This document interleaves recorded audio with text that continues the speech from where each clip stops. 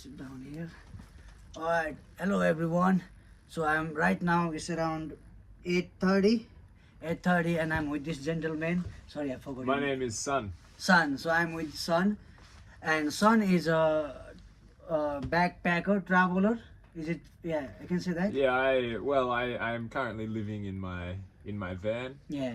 I have been living in my van for almost 1 year, Uh, and enjoying proximity to nature and simplicity.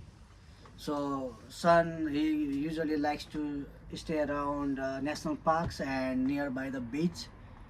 Yeah. Yeah, it's nice to just, you open your door and you're in a really beautiful location, Yeah. right in nature. Yeah, that's nice, man.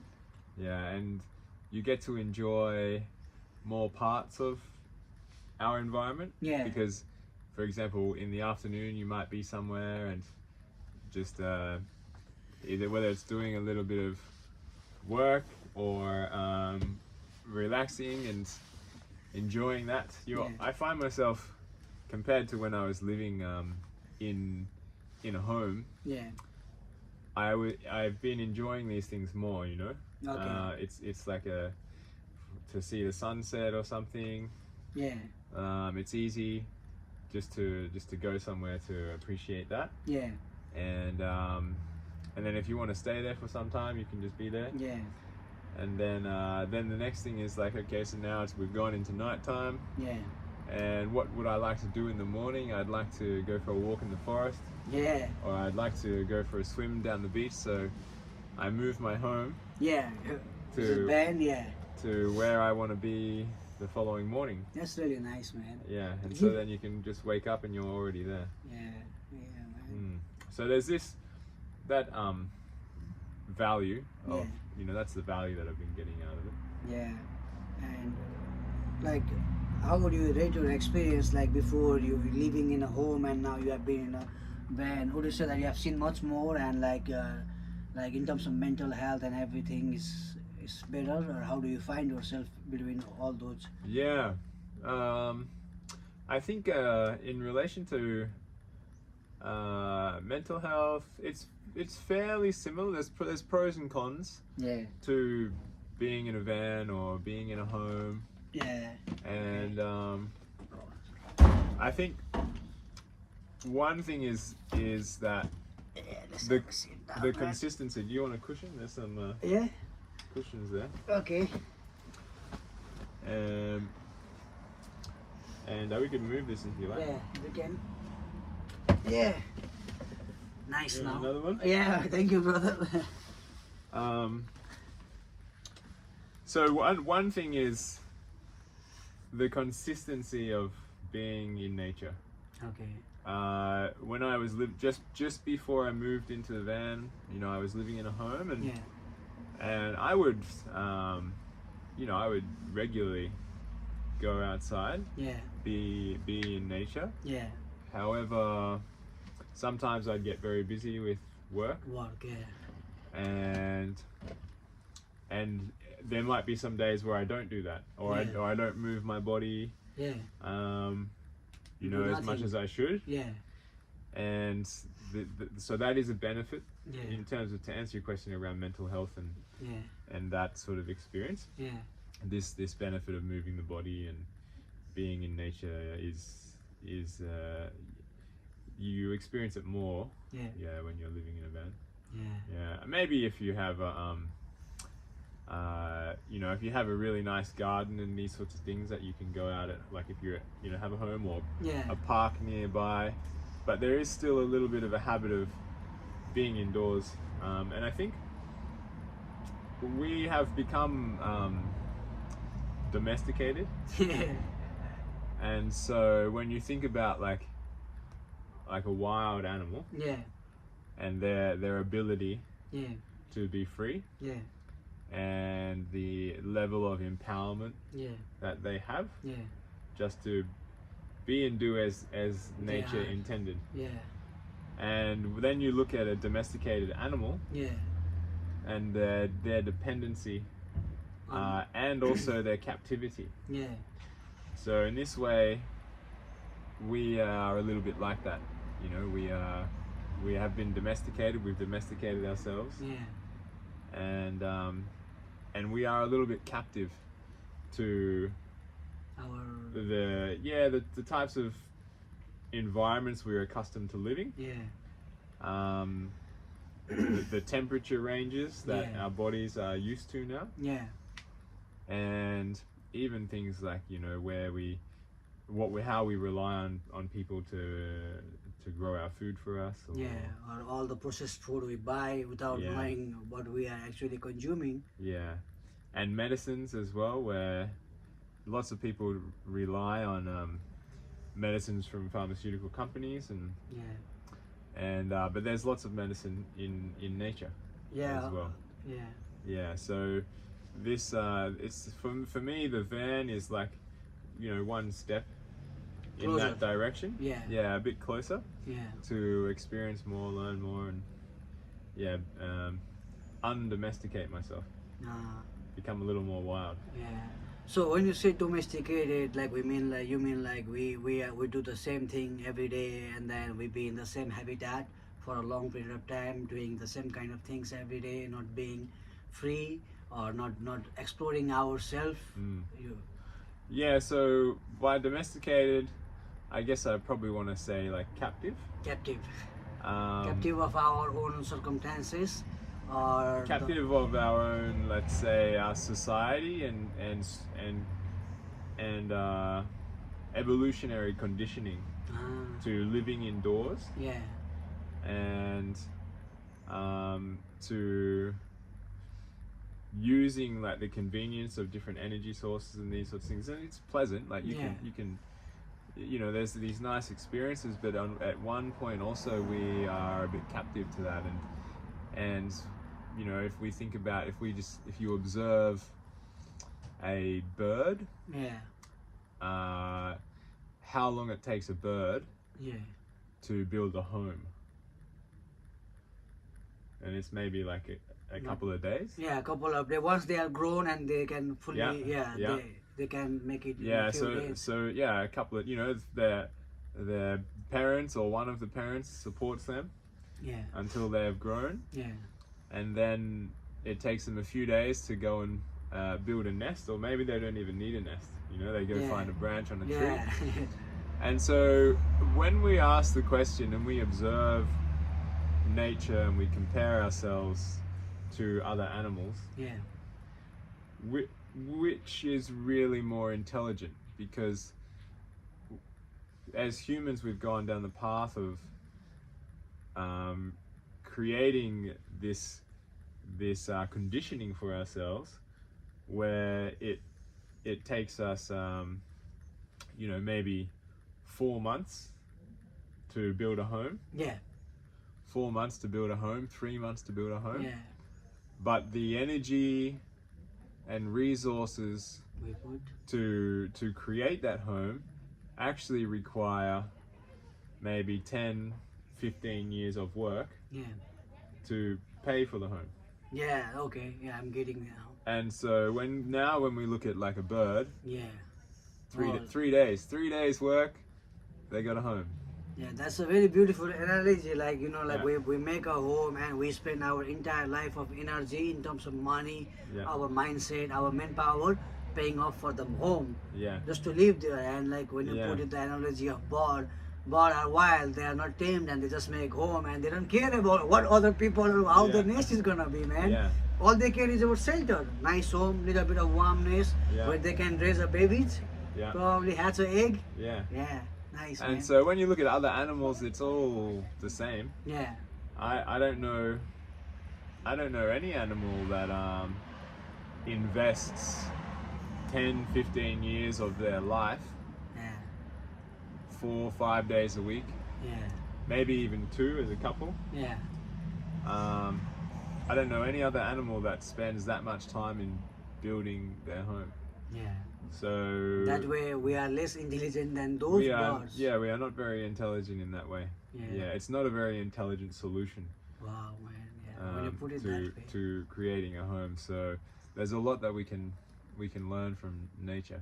Yeah. Oh, that's a profound experience, man. Like, you know, when you think about it, and like the corporate world has got us into like, like this is fancy, this is fancy, and we literally spend lot of our time Mm.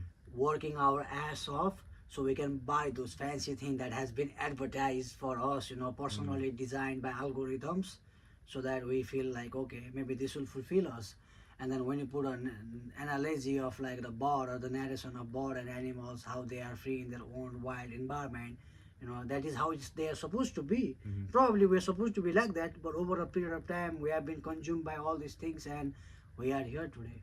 Yeah, and there are lots of, you when you watch, when you look out in nature and you observe animals, they are taking time to enjoy Yeah, themselves yeah, or to enjoy their surroundings. They're not the whole time looking for food no, or building a home yeah. or Or just having a sex, man, like, yeah, being sex all the time, yeah, man, like, yeah, yeah, yeah. So yeah, I think there's a lot of wisdom that we can gain from that, yeah, and also from there just questioning, well, if currently our solution for homes is not very intelligent, yeah, um, then what other solutions could we come up with? yeah. I have no idea. I mean, I never think it that way before you put it that way, and it Mm. really makes sense. And like I think, like, when you had that opportunity to get out, and you are in the van, and you're constantly moving, you are near nature, animals, and you observe things differently. But me, I'm here every day, man. Mhm. And I do the same thing every day, and Mhm. that doesn't give me the, even I cannot imagine that way because I have never thought that way. Mhm. So like I think, like, when you put it that way, I have no answer of like how we can do that, and that Yeah, was very. It is interesting way to approach our life, to think about it, to yeah. brainstorm the idea and what we are doing, and yeah, man. Like, how do you feel when you live alone? How do you feel with the rest of the society? Do you feel isolated? You feel connected, or you? How do you approach that thought, man? Yeah, so both. Yeah, yeah, I can feel at times I can feel isolated, yeah. and at times I can feel connected. Connected. And I don't think it plays a significant part in what I'm feeling in that regard. It does a little because in a van you can't really have visitors. Yeah, You know, yeah, you can't really have like a dinner party, bring people yeah, around. yeah, So there's a small part of that. yeah. But generally, also when I was living in my house, House, yeah. I would go through these periods where sometimes I was isolated and other times I was very social. And Yeah. that's probably more of just an inner thing and then my actions to create Yeah. that experience. Yeah. Yeah. Yeah. Crazy experience, eh? Yeah. Yeah. It's just, it's different, Do you and do you meet a lot of people like you, like who travel, and then or would you say there are very few people like you?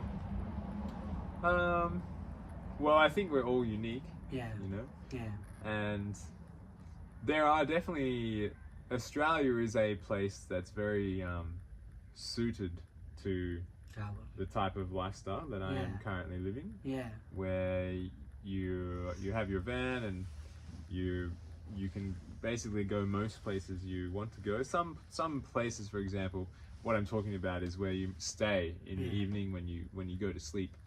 There are places you can pay to stay, yeah, and there's some facilities there you can use. You can also just find a quiet street mm, um, where there's not really any traffic going by in the yeah, evenings, yeah, or near the forest and these sorts of things. yeah, Um, so I don't know if I answered your question there, but there are different, like, travelers as well. yeah, So travelers have this experience, and also many Australians as they go into retirement. yeah. They love It's to it's travel. a good way of traveling. Yeah, So a popular thing is also the caravans, caravans. where they tow the caravan around. It's not as mobile, not as like Easily. it's a big space. Yeah, You have to occupy yeah, when you have a caravan and a vehicle. yeah, Yeah, yeah, and I'd say um, it's good when you are single or as a couple. Yeah. It's obviously I imagine. Well, I have lived in a bus Bus. before with one of my ex partners, Yeah. and she had a young child that I was also helping care for. Yeah. And so we had this experience where we were living in houses, Yeah. but then we were also living in a bus for some time, Yeah. and that was fun. Um, and with a small child, of course, there's pros and cons to Yeah, it, and yeah. generally it's easier when you have a house in that sense. So In it's that not sense, yeah. it's not suited for everybody. Yeah, of course, man. They need special attentions, you know. I think Mm. maybe moving a lot also, like, you know, like it's difficult when you have a baby, man. Mm. It can be like you can manage it, but you would rather have Yeah, that it's safe. it's I think it's just the convenience of different sorts of facilities Yeah, yeah, that yeah, are maybe a bit more spacious yeah. in a home. Like the or- regular checkups also is like, you know, and if you're constantly traveling, maybe you won't be able to go to the same places, same. Yeah. I don't know, Well, man. Yeah. we a lot of my time whilst being in the van has been here on the Sunshine Coast. Yeah. Yeah. So you can go wherever you want, Yeah. No, man. Yeah. or you can stay wherever you want. And Yeah. previously, I was doing a lot of driving Yeah. up and down the coast, which is why I got the van in the first place. Yeah. Because I was for different business things traveling between different towns, and there was no point in having a fixed home because I wasn't there very often. Yeah. And then always trying to find accommodation as I'm moving around was taking time. Yeah. And so a van was a good solution for that. Mm. And then in the end, after all of that driving, I finally, I have my van, and I just like to be still, not go too many places. Too many places. And so what I often find, like I said before, is if I have to be somewhere one day, like I had to be in this town, Yeah. which is why I've met you. Yeah. And then tomorrow there's a friend here, so I wrote to them and said, hey, I'm here, like, shall we catch up? Yeah. So I stay here for Yeah. the evening because tomorrow I will see them. Yeah. And then tomorrow afternoon I need to be somewhere else to do Yeah. something, so I Yeah. go there. Yeah. So I just basically whatever I'm wanting to do You do it. day to day, Yeah. then I just take myself to the places that I enjoy Yeah. in those areas. Yeah. Yeah. Man, I wanted also to ask you, like, you know, like, say, like, most of us, like, let's say me, I work right now, I work almost every day, and, like, you know, when you travel, how do you look at the money, man? Like, how do you think, like, you know, money matters, or like the value of money, and how do you find the satisfaction level? Like, say you are traveling, it means that maybe you are not working just enough. I don't know, maybe you have enough stock in your portfolio, man. I don't know that, right? But, like, you know, how do you find the equilibrium of, like, working and traveling? Yeah. Yeah, it's a good question. For me, I have like two business endeavors, Okay. and one of them I'm actually sort of about to remove myself from, Okay. and I'm also looking at starting something else. So to answer the question, my travel Yeah. and actually the reason I moved into a van was for business. For business. Yeah, Wow. because the businesses I was starting required me to be in different places Places. frequently. Yeah. So that's actually why I got the van in the first place. Okay. So it kind of supported that. Okay. But then the challenge, Yeah. depending on how the vehicle is configured, Yeah. my vehicle is not actually configured that well for working in it. Okay. So I usually find a place where I can do work. Yeah. So this has been one inconvenience, Okay. with just needing to find a different space to be doing work on my Yeah. computer. But Yeah. some other friends of mine have vans, and I've seen some good designs where it's actually pretty good for being able to work from, Yeah. and then you can do that from anywhere. Oh, man. Yeah, that makes sense. Yeah. Nice, yeah. So it's good to have like a little bit of sustaining business, something that can support you as you travel. Yeah. You know, it sounds really nice, fun, and ideal to just grab a van and then travel. But we also have to think of like how you are gonna sustain it, because there Yeah. is no point in just emptying your credit card, and then later on you feel in debt of the same thing. So Yeah. it is wise to have little bit of the Yeah. mindset. To find a way to like if you are working Yeah, in a fixed location where you have to be in an office or Yeah. in a workspace, to look at how you could create that value, yeah, create that same value yeah. in a remote setting. So the first sort of interactions there would be, okay, so what am I doing here in this workspace Yeah. that I can do in my home? Okay. And a lot of people might have discovered that in recent times Yeah. with the COVID. Yeah. Um, Yeah. Right. yeah, and then if you can do it in your home, then why not in a van? So can you do it in Yeah. a van? Yeah. And so there has been this evolution, Yeah. and then it's maybe adapting or reforming business to To your own. to be suitable for your yeah. own So for sound. example, you have your Casa Nepali, Yeah, the Nepalese food Yeah. soap. Yeah. and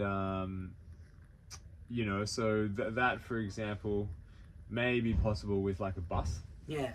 where you have a section of the bus which is like the kitchen and Yeah. service area. Maybe the side comes up or something, Yeah. or it's a van and a trailer, Yeah. and then you can be here. Yeah. You can also be somewhere else. Yeah, man, that would be really nice to Yeah. cook food and travel meanwhile to the different places, meet new Yeah. people. Yeah, man. Yeah, and sometimes whether it's like different, I know in the US, where there's festivals, Yeah.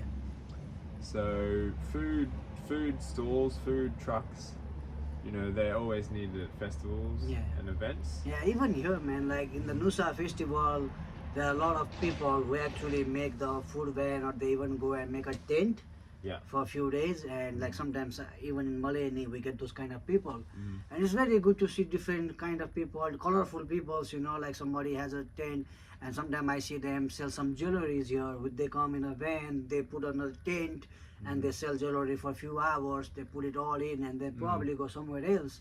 Yeah. And like Yeah. it fits their however they want to do it. So Yeah. yeah, why not? Yeah. Yeah. Like, So I think with cooking it's a little bit difficult, because you gotta have a all your stock license, and and yeah. like you have to maintain the health and safety standard. yeah. And like so like, maybe a bus will do just fine. Yeah, a bus or a trailer Trailer, yeah. that you can. The Yeah. trailer is dedicated to. Yeah, just the food. The business? Yeah, and then you can just leave it. Yeah. Yeah, man. That's nice. And yeah, and I think following festivals around, then there's always that business. Yeah. That's one possibility. Yeah. Or having a different business as a Yeah, as a why side not? thing. Yeah, like, you you know, can do like- two things. Why not? Yeah, man. Like Yeah. yeah, that was very nice, man. Yeah. Yeah, man. Um, So how long are you gonna be here in Malini? Just you gonna move tomorrow?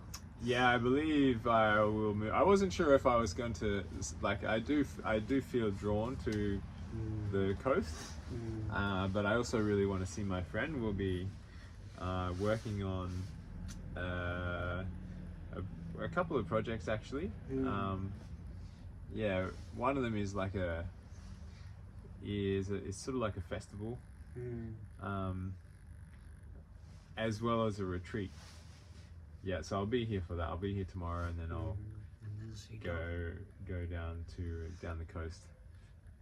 Think about what else I need to do for business, Yeah. and because there's people that I need to see at different times. Yeah. So go and meet them, have those conversations, and Yeah. then go to the next place. Yeah. How safe is it, man? Like like I'm not. Look, I recently came here, so when you think about like how safe or not safe, if you have a Yeah. partner, you have to think of that also. Yeah. How safe would you say it is? Well, this part of Australia is very safe. Yeah. I have lived in Sydney before, and there's there's areas there which It's not bad. And also, it's a lot busier down there. Yeah. So for me, I don't like to be like when I'm going to sleep. I don't like to be near lots of Busy place. busy sounds. Yeah. Nature sounds are fine, but Yeah. busy sounds not interested Yeah. in. Yeah. So here is a very good area to do Yeah. it. No, man. Sunshine Coast. Brisbane, Yeah. Gold Coast, Yeah. Sunshine Coast. Lot of Then national further parks. north, Yeah. there's lots. Yeah, Lot of lots national of park places. and- Yeah. Like one thing that I look at, most of my videos are I take it on Maleni, sunset, dams, and all that, rainforest. There's so much of rainforest and the forest and the quiet place, unexplored places where if you go and live a day, you'll probably see maybe a dozen people. That's it, man. You will never see a lot of people, and that I find it very fascinating. Not because I don't love being around people, man. I get over 100 people here, but to be in a quiet place and like see nature as it is, not really contaminated, Yeah. it's very powerful. Yeah, it's a way to, connect with parts of ourselves that we have forgotten, Forgotten. and things will come to us that maybe we haven't fully listened to, or we get insights or revelations about our life. It's a very being in the presence of nature is quite medicinal. Yeah, there's How about spirituality? If you talk about spirituality and you traveling, you being in nature, you understanding yourself, you being in a quiet place, do you think that has something to do with like maybe levitating in a spiritual level, or like it has nothing? Or how do you see that? Well, I definitely see that there's both healing and spiritual growth that can take place in the presence of nature, Yeah. and consistently Yeah. present with nature. A lot of the like traditional cultures Yeah, are quite nature based in their spiritual theologies, yeah, and I also believe that nature is like all of nature. When I say nature now I'm talking about all of nature, like yeah, the universe, yeah, the entire cosmos, yeah, the nothingness, the space, the emptiness, yeah, the elements, like this fire here, yeah, is all part of creation. yeah, And the stories in different cultures talk about there's this creator. yeah. Essentially, there's nothing, Nothing. Zero. but there is the creator. Yeah. So that would go to say that the creator is the nothing, and from that everything was created. Yeah. So then everything that has been created is also part of the creator. Yeah. And so you are part of the creator. I am We part all of the are. creator. Yeah. This table. Everything we see, feel, the elements, Yeah, and so it is all what some would call God. God. And so in the presence of nature, Yeah. where there's another part of these stories that talks about like a holy trinity, Yeah. and that the creator created things in the image of Okay. itself, Okay. so that it could see itself. Okay. So in the image of the creator God, let's say, Yeah. free and wild and infinite in possibility Yeah. and potential, Yeah. you were created Okay. in that image. Okay. So you are full of infinite possibility Okay. and potential Okay. in the image of the creator. Okay. And the creator also created other things like me, Yeah. like this fire here. Yeah. So I am also free and wild and infinite in possibility, and, Yeah. and currently we're exploring, who is this interesting person? What Yeah. does he Yeah. have to say? Exactly. Yeah. And so this is like an adventure park. At the same time, the creator is all things. Okay. And so God can Yeah. speak to us through other people Yeah. or nature. And a lot of the time, nature is free of a lot of conditioning that we have in our minds. Yeah. So I can interact with you, Yeah. and this will be a mix of, you know, you and your upbringing Yeah. and your conditionings. Yeah. And there will also be moments where it's very clear to me that God is telling me something about myself. Yeah. And so in our relationships, in the highs and lows, the comfort and the discomfort, we can observe this interesting creature. Yeah. You know, what's this person about? What am I going to learn or explore or experience next? Yeah. And I can also experience the other as the creator, guiding me back to who I really am, to know myself more deeply. Yeah.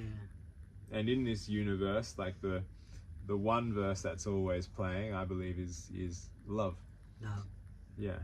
And of course there's multiverses, and I think that we actually create those. So where we are free and wild, and we choose to create something different, we choose to self-express in some kind of unique way, and that can either be like aligned to divinity and aligned to love, and that's when we are really aligned to divinity in our thoughts, our words, and our actions, then we get to experience heaven on earth.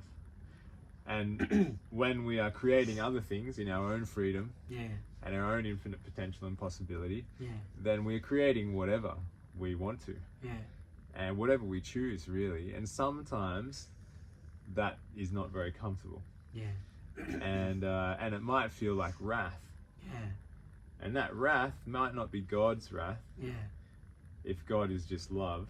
Okay. In our freedom and in the infinite potential that is the creator, we get to create that and experience that. And the creator's, I would say, God is impartial, and God has many different names, you know. Different shapes, forms, you know. All forms, really. Hold on. When you said like we create heaven on earth, I lost you there. So what do you mean by that? Like you create heaven on earth? How do we do that? Well, I would say that's by looking at this Holy Trinity of self, Mother Nature, and other. And other. So all of the other things are both. They're two things. They are like, and this is the duality. They are free and wild creations, children of Mother Nature. Okay. Made in the image of her, which means they are free and wild. They can do whatever they want. Okay. And so who comes under this? Sorry. So who comes under this? Like people, other people, animals. Everything. Everything. All of creation. All of creation comes under this one. Yeah, as other. Okay, as other. And then self. Self is you. Self or is me. this. If I'm talking. How we define the self. Yeah. Okay, self. Yeah, and then there's Mother Nature, which is everything. Yeah. The universe, cosmos, even these multiverses, really. Okay. Do you think multiverse is real? Like you believe the multiverse where there is an infinite amount of you and me, and maybe we are doing something very different there. Yeah. Maybe I'm living my dream there, man. Yeah, you would be. Yeah, absolutely. And you get to choose that, you know. And so the reason I believe so is there's this common thread, this common theme within theology is that God is infinite. God is infinite. And omnipotent, omnipresence. And created things in the image of itself so that it could see itself, which means see itself in its infinite potential. Okay. And it's and there's also an aspect of God. I'm using the word God. There's many different names, but universe, God, the creator, that is impartial. There's no right or wrong. There's no good or bad. It's just an isness. Okay. And it is all love. Yeah. And so if it is all love, then when we're having an unpleasant experience in a relationship, to experience heaven on earth, when we are in those moments, we can ask ourselves, if this were a type of strange love, Yeah. a type of strange, ineffable, which means incomprehensible, Yeah. eternal, unconditional love. Yeah. If that's what this unpleasant experience is, Yeah. and it is a lesson, there's an opportunity here for me to learn who I really am, Yeah. which is love, Yeah. which is this eternal, unconditional, Yeah. infinite love. Yeah. Then what would this experience be trying to tell me? Okay. And from that question, and from recognizing the other, Yeah. both as the other, Yeah. free and wild, Free and wild. and recognizing the other as an aspect of Mother Nature, Yeah. and this experience that she is giving me Yeah. to better understand who I really am and better embody who I really am. So this comes to the spiritual embodiment, where when we embody the qualities of our Creator. Yeah. So what types of qualities can you think of, like in the divine Creator, in this God type being? What sort of qualities? Man, I for me, like, the God, or for me, is the universe. So when you Yeah. look at, when you ask about the quality, I just think about the nature, man. Like everything from the leaf to the stars or the rain to Yeah. the butterflies. These are the things that I see as a quality, or the imagination, or the knowledge, or the Yeah. information from the flower. These Yeah. are the things I see, man. I genuinely don't. I know that I don't know. That's why I seek, man. So you And tell so me, what please.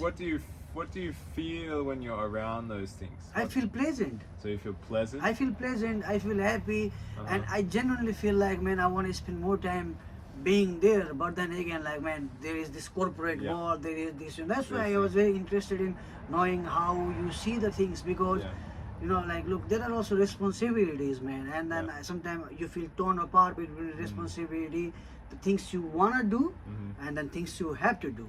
Yeah. And not that I don't enjoy it, man. I love cooking. I've been cooking for people, and I love having conversation with them. But if you ask me, what would you really be doing? I would say, man, I would really be doing, like, maybe I would love to just stare at the flowers for a day, man, and do nothing. Yeah. Let's sit down and watch the sky. That is what Yeah. I would be doing, Yeah. man.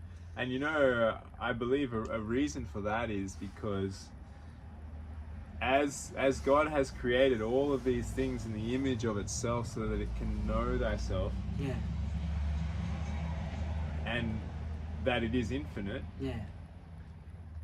it requires infinite vantage points, Okay, to infinite places from which to look at itself, okay. to then see it's infinite. Yeah, And the mathematics of how it can become infinite yeah, is to have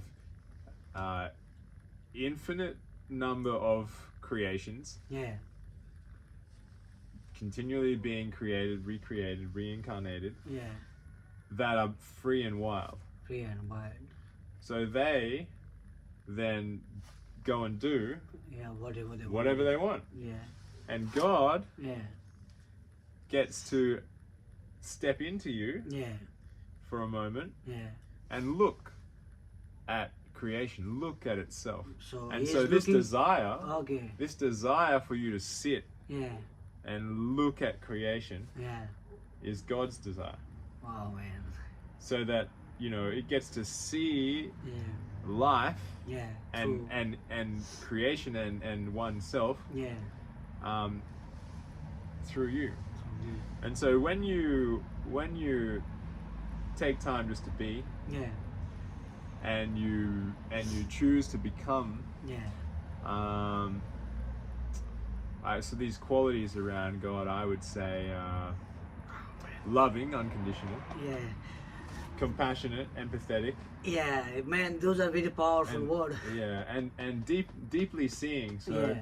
so looking beyond this candle here. Sorry, man, my leg. Yeah. Please continue, man. Oh So- my god. So we can see a candle, Yeah, and we have this glass container, yeah, and we can see that there's wax inside and there's a flame, and before the glass there was sand, and this sand was on a beach somewhere, or in a desert somewhere. Yeah. And along with the sand was somebody that, you know, created the flame and blew the sand Yeah. into glass. Oh yeah. For it to be a glass. Yeah. So when we are deeply seeing and I see you, Yeah. I get to see you as you are. Yeah. I also get to see that you are connected to your brother, Yeah. your parents, Yeah. right? Your extended family, Yeah. your teachers, Yeah. and your friends, Yeah. and your childhood and the nature that you've been exposed to, and all of these things are a part of you. Yeah. And so when I'm interacting with you, I'm interacting with all of those things. Yeah. And so with that deep seeing, we can develop deep understanding and compassion. Yeah. And when we realize that, well, we take on at least the concept that maybe you are the other, one of the other, maybe I am self, and maybe everything is God. And if that's the case, all that I'm experiencing is either my unique expression to be and do whatever I want to do, and I get to be in the theme park or the amusement park of being with you and whatever you're wanting to do. And along the way there are these lessons and reminders telling me who I really am, and showing me the path to love, to love more deeply. And then that's when we come back to ourselves, who we really are. And when we feel that, when we feel connected to everything, when we feel impartial about all things and in appreciation for all things, and we feel love for all things, that is the moment that God has stepped into you and is looking at the world through my eyes, through your eyes. It's looking at God's world through you as God. And so that's you embodied in your divinity. That's you in your God state. I like it, man, how you said everything, you know, and I think like it really, if you think deep enough, I think it makes sense. I wanted to ask you something, you know, like how you said, like the self, when the self is aware, you know, the God is looking through the eyes of the presence, you know, like how in today modern world, man, like we are said to be this and be that, and even as a parents or the senior, they ask us to be something, you know, go out there, make a money, and maybe the guy doesn't want to do all those things. So do you? Are we making a wrong decision by asking our little one or our junior ones to just be out there and make money or be in the corporate world, or like how should we approach this dedicated thing, man? Because like, you know, if they want to be something, and if we say no, if you don't get into the corporate world, if you don't make something, then maybe you are wrong, but maybe they just don't want to do it. So how do we handle that? It's a really good question. There are some good books in relation to that. And just going back one step from that question, and I will get to it, what is the most important thing in one's life? And this thing about the corporate world and also money, they are currently relevant, and they are important. They are very important, man, for our way of life. 100%. However, without those things, we find ourselves still living. And so at least one step beyond that in terms of importance and priority is this spiritual experience that we're having here. And so to first of all answer that and come to an answer for the career and all these things, support the child in their inspiration. Support the child in their play and in their joy. And it's also in support them in seeking to know themselves deeply with the tools And there is one tool which is quite useful that I've found. I mean, there are several, but one that brings a lot of them together is called human design. And because we can look at Vedic astrology to try and learn more about ourselves in terms of our characteristics and personality, architecture, archetypes. There's obviously just normal astrology and numerology and Chaldean numerology and the Kabbalah, like the Tree of Life, and the I Ching. All of these things are ways of looking at the universe through a particular kind of lens. And human design overlays them all mathematically and produces something similar to what you'd find in Vedic astrology or in numerology. It communicates to you your qualities, your attributes, your values, and your nature, and the way that within the world the universe moves through you. And when I talk about the universe, I am talking about the creator. Where you find yourself in complete flow. Because we can find ourselves in frustration. And like we're stuck. And this is usually when we're creating things ourselves, for ourselves, and we're out of that universal flow. To step back into that universal flow, it is really helpful to understand what that looks like specifically for you. So when you're talking about your child, or like how we can support children to experience better lives, live better, more abundant lives, and also contribute to society in a meaningful way, the first step is helping them to know themselves. And there's some tools out there that can help with that, and inspiration and joy. Because I believe through joy and gratitude, we have a gateway to divinity. A gateway to experiencing and embodying spirit. If we are able to follow our joy and maintain gratitude, those two together are a powerful combination. And so with children, helping them to be grateful.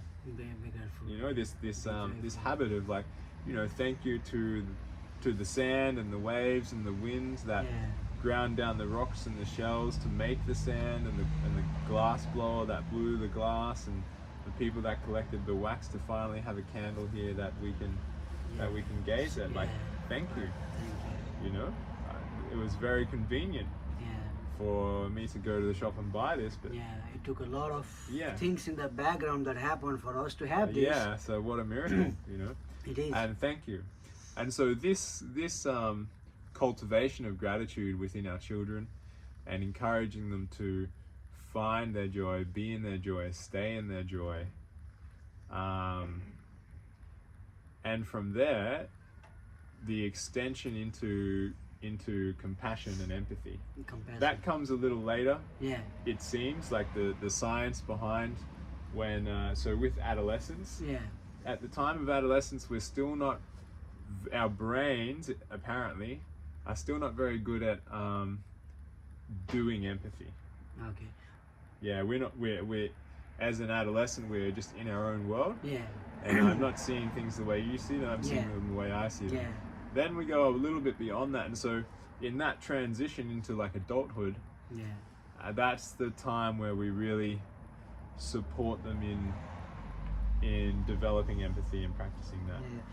When you look, the way I understand empathy is like feeling other people, right? Like you feel the people, you feel the nature, you feel the animals, you feel. So like please talk a little bit about empathy and compassion, and why is it really important for us to be more empathic and compassionate, like more than ever? Like why today we need to talk more about it? One of the reasons I would say is disconnection. You know, so we have gone through in the last couple of years a pretty big focus on disconnecting and separating. As an individual, we are all separated. And so with what happened with the different sort of influenza type stuff, and the government health organizations talking about, okay, so you have to stay separate, Yeah. and even within at least in Western culture, the frameworks of society, and even the nuclear family of like mum, dad, children, this kind of dissolution, there's great strength in family Yeah. and community. Yeah. Huge amount of strength in those Yeah. two things. And over the decades, maybe even centuries, there's been a general sort of focus on separating all of that. So leadership can essentially do what they want. Yeah. And from this we get war, Yeah. and we get a huge amount of inefficiency in terms of resource management, Yeah. and resource flow. And so we end up with people that are very poor, people that have an excess that is wasted, and we end up with problems where we have food that's rotting, and people going hungry. Yeah. And We're spending so much money in war, but the poverty and the children are dying of malnutrition, and that money could go really in a nice place, but you cannot see it. And the other thing is then also with animals and nature, these other nations of the world that don't communicate in the same language as us, that don't walk into the center of town to protest about something, that have needs, and have the right to live just the way we do. And so compassion and empathy are very important for that, and even in our just to experience heaven on earth for ourselves. Those tools are very important because we want to feel loved, and it's really quite a challenge for people to love you when you're not empathetic to their needs or desires. And empathy is the first step in building a connection with somebody.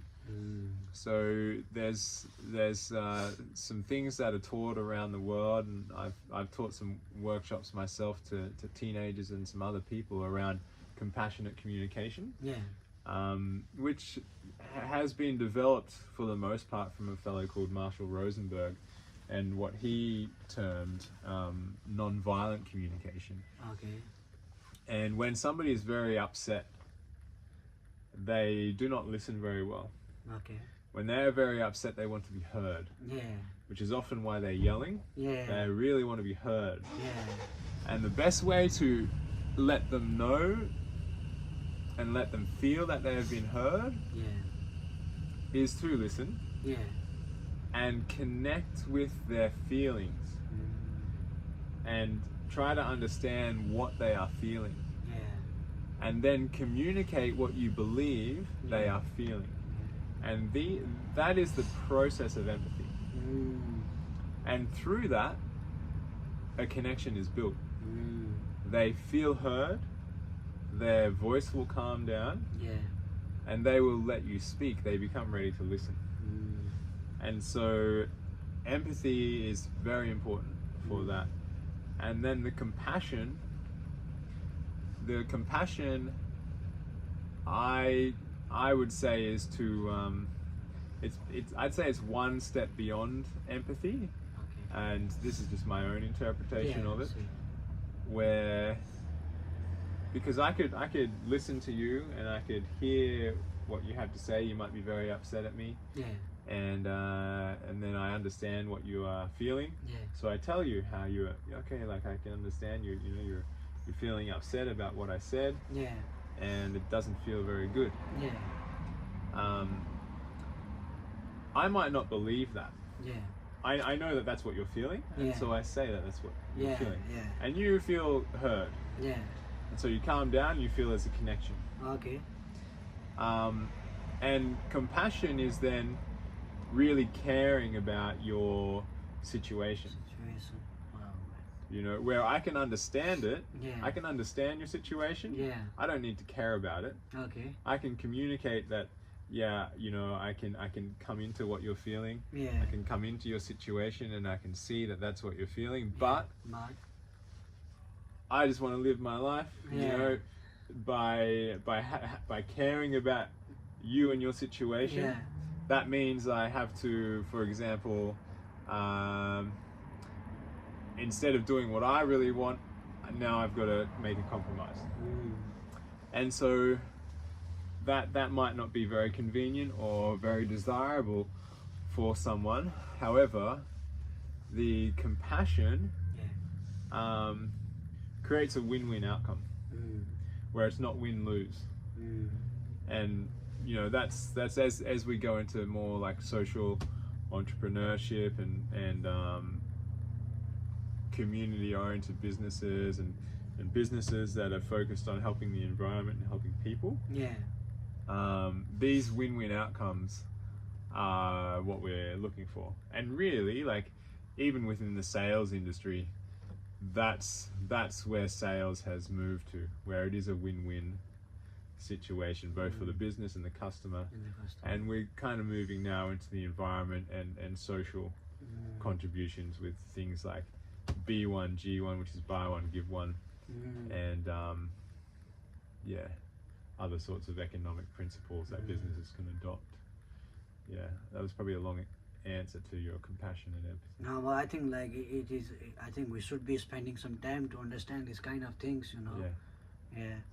What books should you recommend? You know, for someone to understand these kind of emotions, or you know, like some books that you feel like it would really help understanding oneself and to talk about empathy, compassion. Yeah. Yeah. Yeah, so for understanding oneself within the broader picture of creation, there's a beautiful book called Spiritual Ecology. Spiritual And that is like it's a group of writings or essays from different thought leaders and spiritual people, and also traditional cultural elders quickly got this one. So soon. Okay. from around the world. Yeah. And so that one communicates your place in the world and your connection to nature. Yeah. And look, in regards to compassion and empathy, a really powerful tool Yeah. is what you can find. You can find it on YouTube, and you could look up. There's usually about 5 steps, well, 4 or 5 steps to non-violent communication or compassionate communication, and this is really effective to navigate relationships and to communicate yourself better. Yeah. So there's many sort of books that are from the original guy, Marshall Rosenberg. Yeah. And later I'll give you. I actually do need to make some videos on those. Yeah. Which are short, digestible, easy to sort of action. Okay. So I can send you a link. Okay, that'd be really nice, man. And like, you know, okay, so what do you think has like, you know, like big impact, like at what age do you think like it has a big impact on a human being? Say like we talked about adolescent, you know, as you grow up you do this, you that, and what age do you think it starts to shape or have an impact for a children or an adult or a person to be more into this kind of things? You think there is a specific age or an experience or Our entire life. entire? Our entire life is an opportunity Yeah. to reconnect with who we really are, and, Yeah. So it's and not to too connect late. with nature. Yeah. No, it's definitely not. So, interestingly, we do live in like a quantum universe, you know, Okay. and as a being of infinite potential, you have the ability to change and transform that quickly. Yeah. And from an energetical level, like that is the reality that unified physicists, quantum physicists are coming to understand. Yeah. So the working with energy and intention, Yeah. and clearing sort of emotional things, this is they're very powerful things. When we look at like matter and reality, this glass Yeah. is not solid. Over time, Yeah. it will actually appear to be like liquid. But then, if you were to zoom into a with a microscope, Yeah. and then like how do you say? I think it's an atomic microscope. You can see that there's so much space Within this. in between the glass and the table Yeah. and me. Yeah. And what we see as physical is mostly space, and is all energy, and is all light, really, and it's just light being filtered in such a way that we experience it at different densities, and some things appear like physical form. And so I believe we're talking about, I actually don't know why we're talking about space right now. Essentially 99.999% of our reality is space. And all of it is energy and information, and those things change incredibly quickly. So when people talk about like quantum shifts and quantum leaps, that's what's going on. That subtle energy, which is so easy to change, is what is being changed. That then influences the physical. And so that's why people can have like really rapid transformations in health, or transformations in their life. So it's never too late to kind of start that path. Okay. I think it's probably important just to know what are the most important things, what are the biggest needle movers. And that's going to be the stories that we have in our life, our past, and that our past is influencing our present and our future, unless you live in the now. And then if you live in the now, you are in that moment of infinite possibility. And that's where things like mindfulness, mindful activities like mindful walking, these are processes to help your brain stay in the now. And in that now, who are you choosing to be? And what are your intentions? And what are you intending on creating? And so from there, before you take the first step, what does it feel like to have that now? What does it feel like to be that now? So if you were in love with all things, if we were at peace with all things, if you had forgiven everything, what would that feel like? It would feel like love. And so by bringing all of that feeling and those thoughts into your being, you really do start to become it, and that starts to ripple out into your world. So there's ways of like, fast tracking that evolution, or just taking significant steps that make big change. And that's everybody's path to spiritual embodiment, I'd say. No, we talked about energy.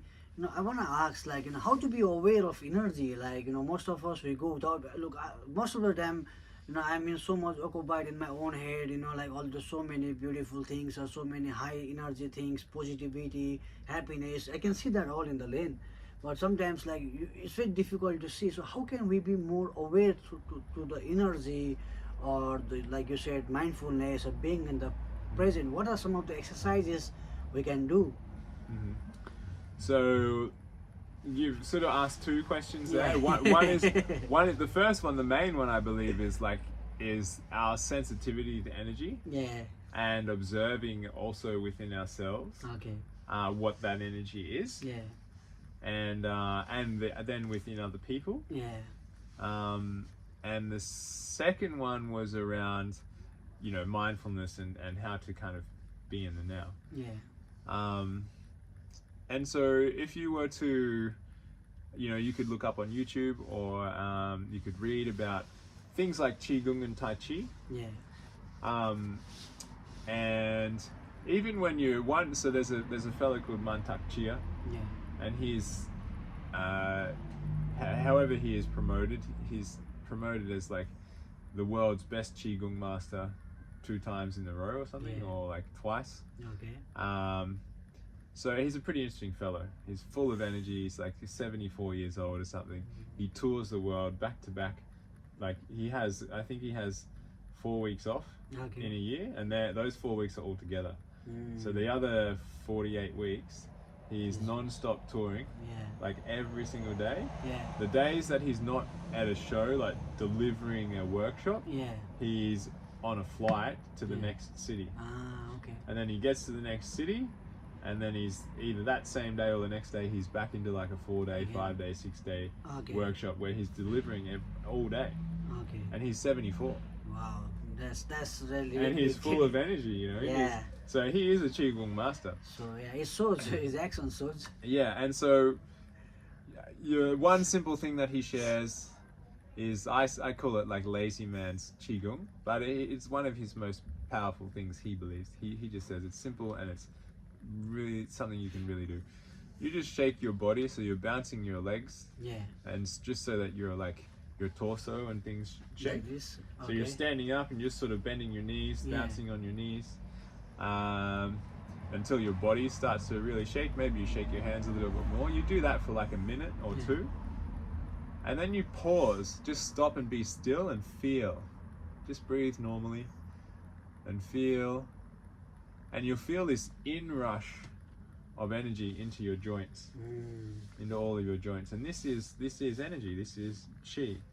And we spoke about the 99.999% of reality that is space, Yeah. and everything is energy. Energy. And in all of this space, with all of that energy, that particular activity seems to invite it into us. And that's one, this is the process of Qigong. So that's one way that you can easily experience energy, just Yeah. shaking your body for a Yeah. moment. Yeah. It's actually a really good thing to do in the morning. It's good for detoxification, for activating the lymph system, and it fills you full of chi. The other thing that you can do is,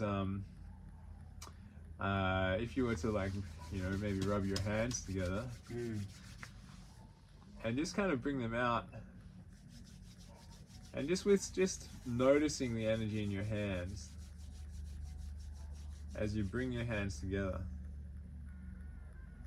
and just notice, just feel the surface of your hands and what you can feel.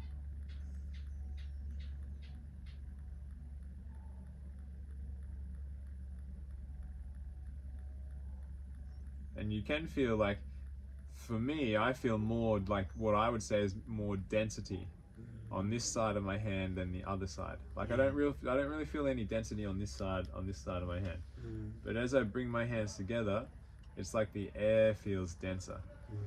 And there is this when you have kind of done a bit of Qigong, in the morning, or you've worked with a bit of energy, you can, or even with something like Reiki, you can feel that energy in your hands. The other way that's simple to notice, and you have already before, and maybe not just labeled it the way that you're asking me right now, because your question was, how do I become more aware of energy, and it's just through noticing.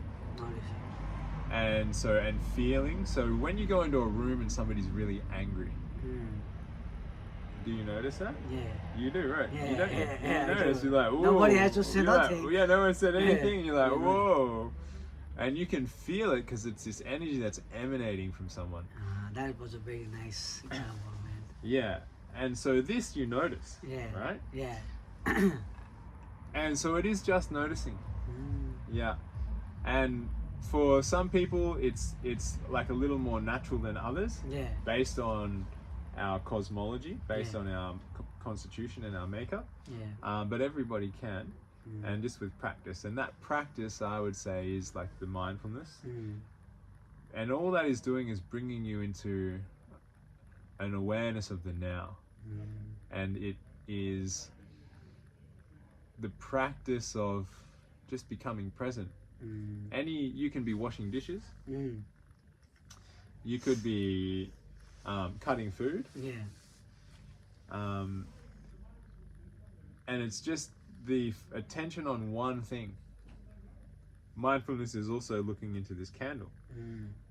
and just observing the flame. Mm. And I was doing that before you came Yeah, over to speak. I know. And so what was happening there was there would be thoughts, my mind Yeah. thinking about what happened today, what's happening tomorrow. Mm. And then I remember that, the activity I'm in right now is the candle. Mm. And just observing the candle. And so what do I notice about the candle? I can see that it's like moving around with maybe the air of my voice, or it's definitely flickering, and it's getting bigger and smaller. And all these things that I can notice about the candle. And there's some voices over in the street there, and Yeah. but if I come back to the candle, what else can I notice about the candle? And so in the practice of mindful anything, mindful walking, mindful breath, mindful dishwashing, mindful massage, what can I notice in what I'm doing? Mm. What am I doing? Mm. Right? I'm washing this way, and now I'm washing that way. That's all it is. It's really simple, but it's so powerful.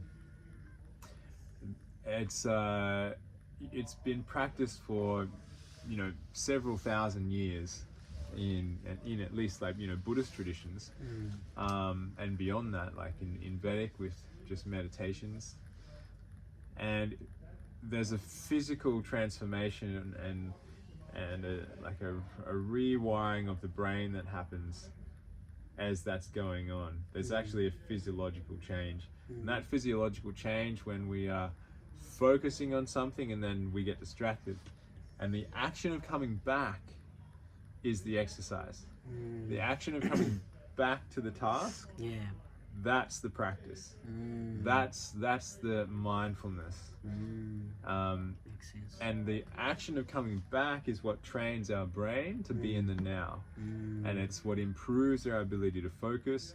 It's what allows us to step out of our emotions and go, okay, I'm feeling this emotion, and I'm focused on this conversation, I'm focused on this person in front of me and what they have to say to me. I'm feeling an emotion, and I'm aware of it, and I'm also aware of what this person's communicating, how their body is, what I believe they are feeling, and I feel my emotion. So you can stack these layers of awareness, just like I'm like, what else can I notice about this candle? I can see the flame, and I can see the melted wax, and I can see the glowing thread of the candle, the wick, and I can see the light on the glass. Like, all of these things are similar to a conversation. I'm in the conversation, and I can notice like the way your shoulders move, or like your eyes, and what you're communicating to me, the change in the pitch of your voice when you're excited about something or you're curious about something. And it's just a deep awareness of one thing. And so that practice of mindfulness is what does that. And so that's one of the simplest ways to become more aware of energy. And it helps us in all parts of our life. And it's just as simple as walking down the hallway, one step at a time. What do I notice under my feet? What does the carpet or the tiles or the floor, what does that feel like? Or maybe I'm walking on a gravel road. What does that feel like? What are the sounds of my steps? and my breath. The breath is really useful for just coming back into the body and feeling the body, which is an important part. Yeah. So those two things, you know, you can do like something like qigong stuff and feel with your hands, maybe run your over your body and you can feel different things. Or in a room with people with emotion, what you're feeling, what you're feeling in your gut, and then the mindful practices. Yeah, Yeah. that was very powerful. No, it's too much information. Honestly, like, how did you come to know all these things, man? I know like it comes with practices and reading. Yeah. I feel that. I don't know. How come you have or you get to come to know all these things, man? Did you seek it or like you were aware or? Both, like what I've come to now in my seeking Yeah. is that people, you when you ask yourselves these things at different times of your life, you will have the same answers as me, like in that the knowing is within. Everything is The within. knowing is within. On the way, I have read some things, but Yeah. for me, it all started with questioning. Yeah. It all started with questioning. What is my relationship to reality? What is my relationship to all things? And so from a very early age, I was already, without knowing what I was doing, you know, I was 6 years old walking to school, Yeah. and I was just focused on my steps, Okay. just focused on what I was doing At the moment, in the moment, Yeah. just walking. just walking. And what am I feeling when I'm walking? How's my body?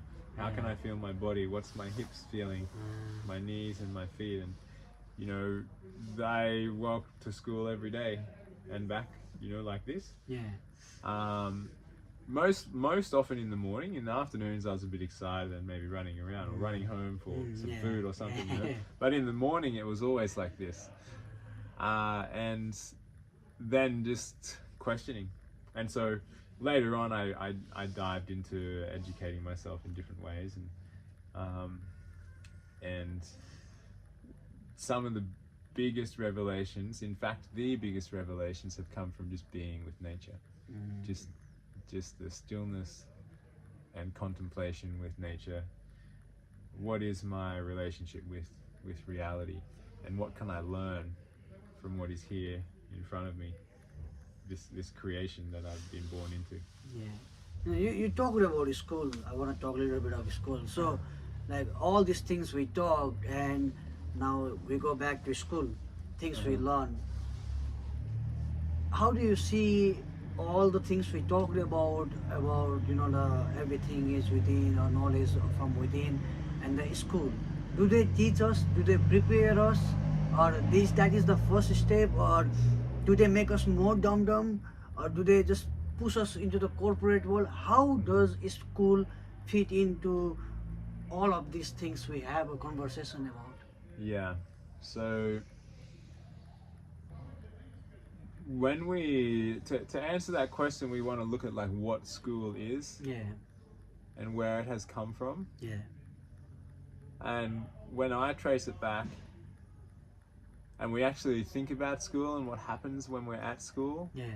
and the bell, Yeah. for example, what's Yeah. the bell there for? Why is there a bell?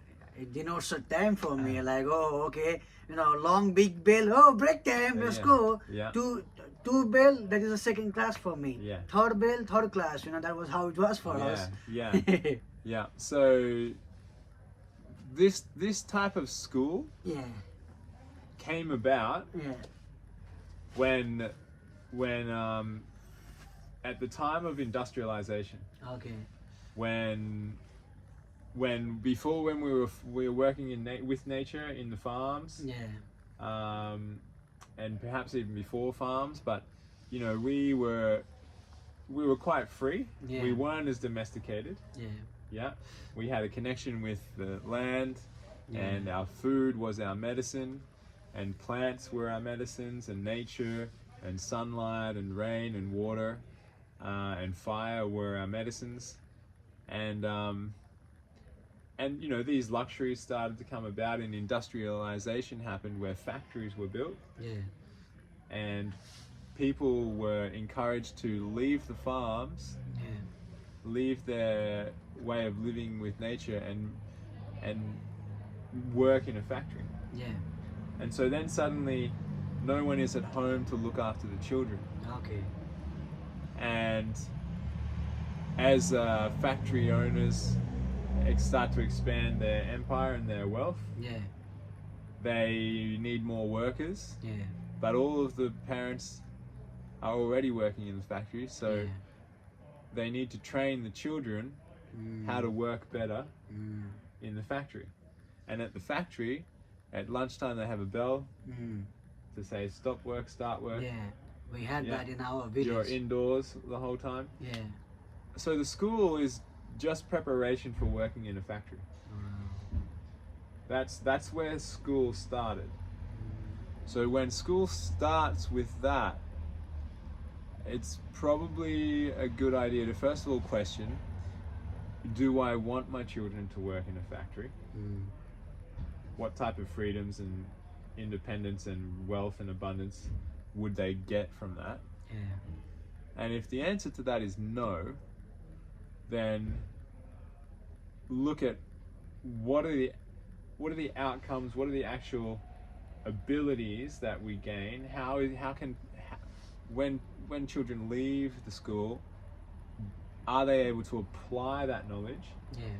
for the outcome of creating a living for themselves? And after 12 years, the answer is no. No. And even after university, the answer is usually no. No. You still rely on someone else to set up other parts of that system. So you are disempowered and unable to fully be independent, fully be. There's a level of interdependence, Yeah. but you're typically relying on an employer to give you a way of making a living, and that there is a form of enslavement. So question is, do I want my child to be enslaved? Yeah. Yes, no. Yeah. What other ways Can I? can we equip our children Yeah. to live the life that they want to live and to provide a meaningful contribution to society? And this comes back to supporting them in their joy and in their curiosity and their gratitude for all things, and then finally taking them into that compassion, where then they really start to look at people and go, oh, like, this person down the road, they have a problem, and I would love to help them with that problem because it's an area of interest to me. I know all these things, or I have all of this experience, and I want to offer them this. And then through the ability to communicate, the ability to empathize with someone, to really communicate to them their struggles, Yeah. what their values are, Yeah. where they are right now, and where they want to get to. That all happens through the people skills and the communication. That there is like the psychology of change, but it's also the psychology of selling. Psychology of selling. So when a child is empowered to really deeply connect with someone, see where they want to be, and find ways to help them get there, that there is a sales process. And when they are confident in themselves and they know their worth, Yeah. they know their value, that there is a sales conversion. And they've developed whatever skills that they're inspired to develop. So there's a value that they have to offer people, which is helping people with their problems or helping the environment that people also value.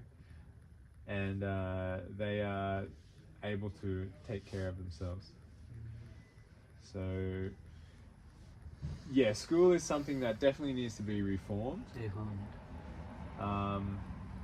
And if we just look at the activities that are taking place in the schools, where they came from, and one, what we're wanting to achieve for our children, and whether or not those activities and behaviors support that. And if it's not on the right path, then to stop doing it. Yeah. Yeah. Yeah, I really think like you talked about reforming school, and I genuinely believe that, man.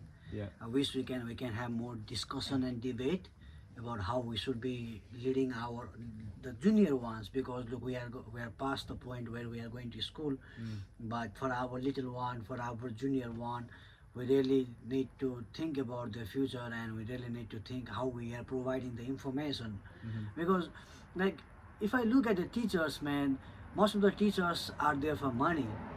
And if a teacher are there for money, I don't feel there is gonna be a compassionate and empathy we talked about. Yeah. I feel like teacher or some of the professions, there are professions where you are there for money, but there has to be a profession where you are there because you love that.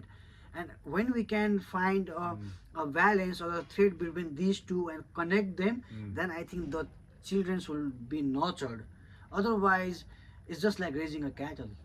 Yeah. Well, that's the way that schools have been designed. Yeah. Schools have been designed in that way to raise cattle, Yeah. to raise stock, Yeah. and to raise chattel, Yeah. as they are called in the paperwork of bureaucracy and the paperwork of religious institutions, and in regards to references around our birth certificates and these sorts of things. The word chattel is akin to cattle, Yeah. but it's for people. Okay, chattel. Yeah, chattel, Chattel. and which is similar to livestock. Yeah. And so that Domestication, whole, like you said. yeah, all of that is around creating livestock for farmers. Yeah. So schools are just farms Yeah. for human brains, Yeah. to develop them in a particular way, to then be used and sold and Yeah. benefited from. Yeah. No, like look, I think it was Henry Ford who told that, school produces labor. I think it was Henry Ford. I don't know exact quotation. I don't remember, but there was these kind of people. Look, he has done a lot to contribute to the economy. He was an industrialist. He created a Ford company, and he is saying that school is just here to make our labor. So maybe we can pay a little bit attention to the people who are saying that, and ponder upon the thought that why those people are saying about it. And like school has failed many people, man. Yeah, and to speak to the teachers, you spoke about the teachers and how they might be just in it for the money, and I believe at some point they would have been inspired to care and nurture children, and the system has probably broken them. Yeah. As the system is broken itself. Yeah. So it's just a reform of the system. Yeah. That's required there, and there are different types of schooling. In particular, probably Montessori. Yeah. Montessori is a popular and successful and progressive methodology. I don't believe it's perfect. Yeah. I have never seen or had an access of it, so I don't know. And so there are schools around the world, Montessori schools. There's also Rudolf Steiner schools and Wild schools. These are alternative. Yeah. And Rudolf Steiner has a lot of interesting things in regards to schooling, but Montessori has probably a little more respect for the children and honor for them. Yeah. So that is something that you could look at in terms of alternative schooling. Yeah. And I mentioned a book to you earlier, Anastasia, The Ringing Cedars by Vladimir Megre. Yeah. And I think it is in that first book, because it's a series of 9 books. Yeah. In that first book, Anastasia talks about schooling. Okay. Yeah. Yeah, man. It was great having conversation with you, man. My wife is calling me. Yeah, it's probably time for you to go. Yeah, man. So if you are still here, please, man, I would love to offer you some lunch. Please, I'll open tomorrow, and then let's have some nice. Yeah.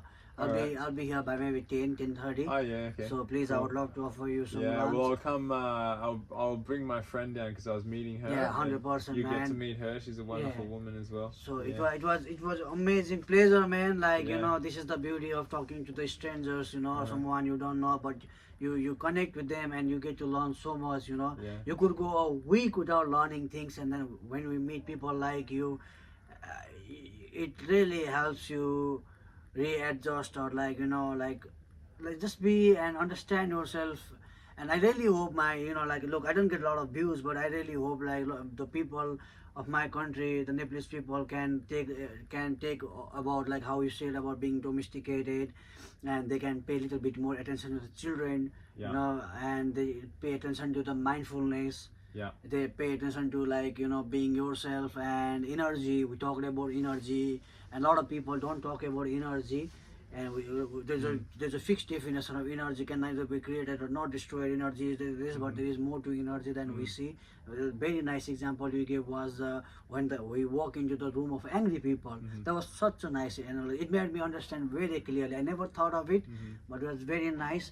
So it was very good having a conversation with you, man. And I Yeah. hope like you come back to Malaini again after a few months again, and then we can have like like the how part two of these conversations, man. Yeah. Wonderful. Sounds very good. Yeah. Thank you, man. Thanks, brother. Thank Cheers. you. Thanks for listening, guys. Thank you, guys. Hope you If you enjoyed. watch all the way through, please let us know and give the big shout out to this guy. He had, I think you shared almost everything that you have gone through, and then like all this experience, and we can put it into like 1 hour 30-minute podcast is I think one of the greatest thing we can do, man. Wonderful. Yeah. Cheers, guys, everyone. Please let us Enjoy know your if you day. have let us know.